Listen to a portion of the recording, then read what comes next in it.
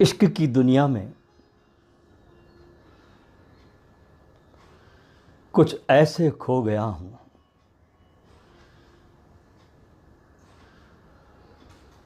उसे पाया नहीं है मैंने, बस उसका हो गया हूं। अजब राज है ये, बहुत अजब राज है ये मोहब्बत के फसाने का। जिसको जितना आता है उतना गाए चला जाता है।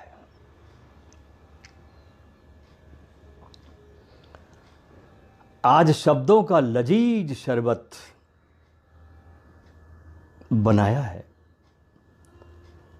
साथ में एहसास भी घोला है। दो घूंट चक्कर देखो दिलबर, तुम्हारे लिए इश्क़े जाम बनाया है, तुम्हारे लिए इश्क़े जाम बनाया है। आप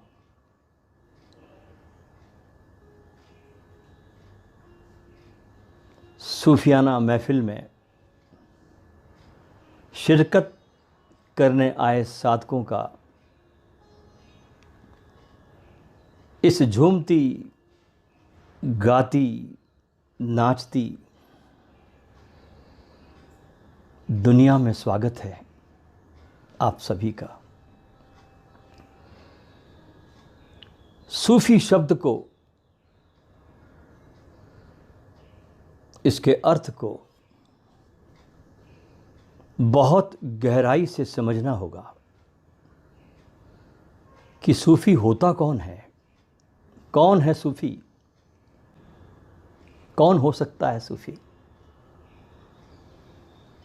अगर आप आज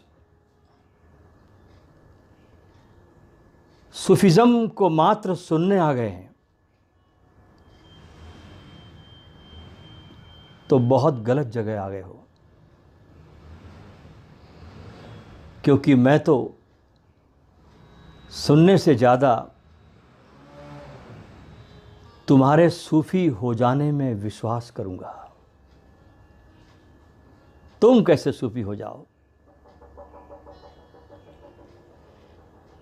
इसमें सबसे बुनियादी बात यह गहरे में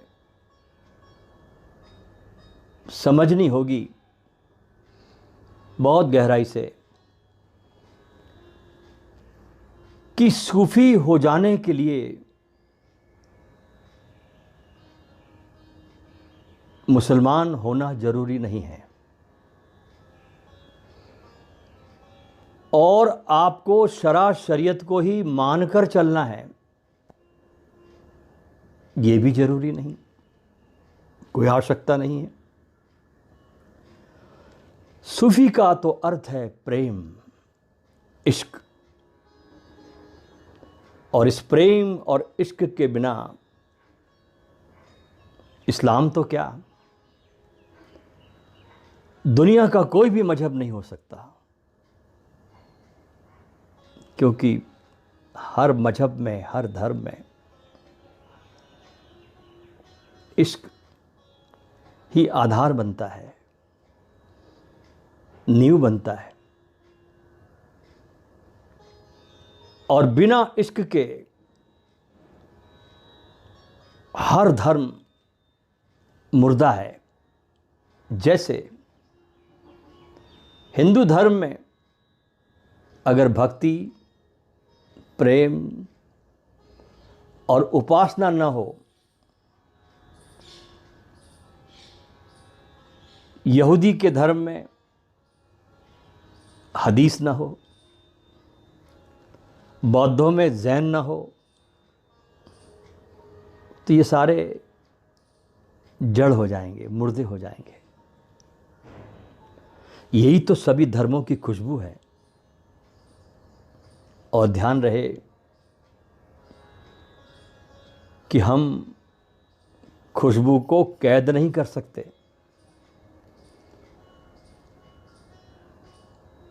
अगर हमने अपने बगीचे में रातरानी या रजनीगंधा के पेड़ लगाए हैं, तो आप हवा को, खुशबू को ये तो नहीं कह सकते कि ए खुशबू रानी, मेरे पड़ोसी के घर मत जाना, तुम्हारी बातों को ना तो फूल सुनेंगे और ना हवा सुनेगी, तुम्हारा कहना नहीं मानेंगे, क्योंकि अभी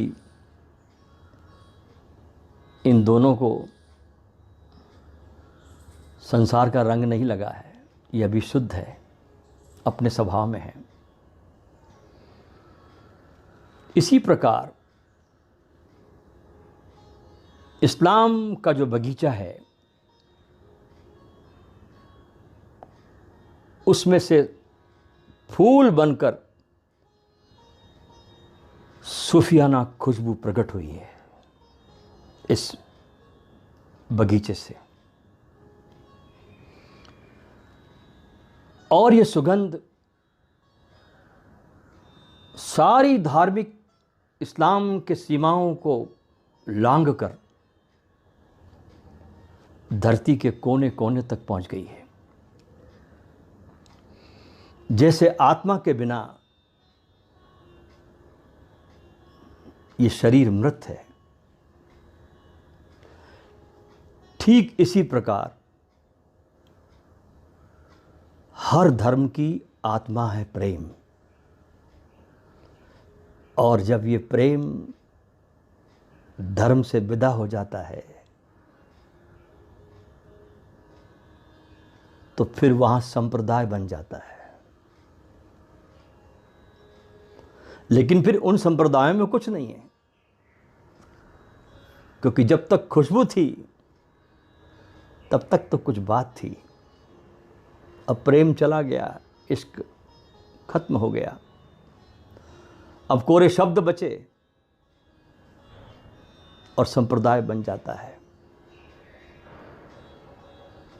सूफी संत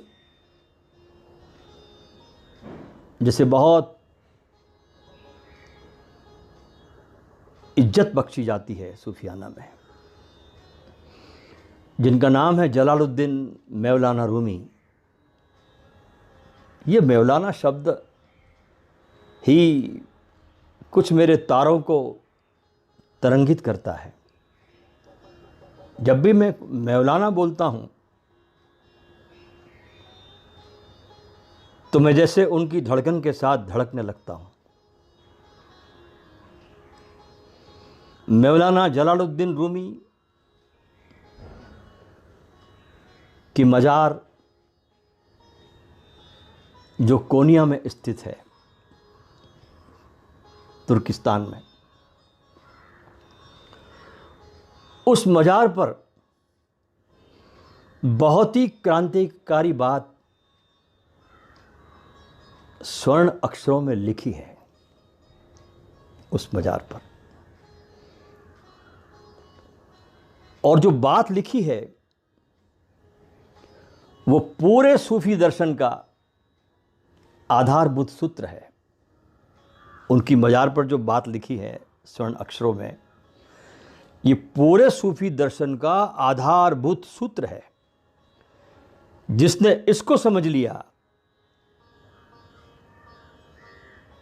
वो अपने भीतर सूफी की खुशबू को आत्मसात कर गया।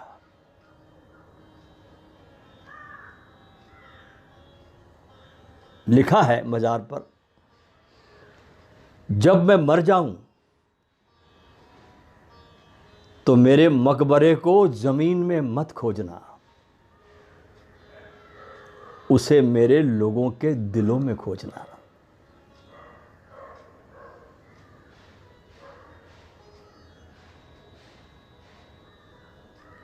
सूफी को, सूफी खुशबू को मेरे लोगों के हृदय में खोजना, मेरे मकबरे की ज़मीन में मत खोजना, क्योंकि सूफी कोई दरबारी नज्म नहीं है।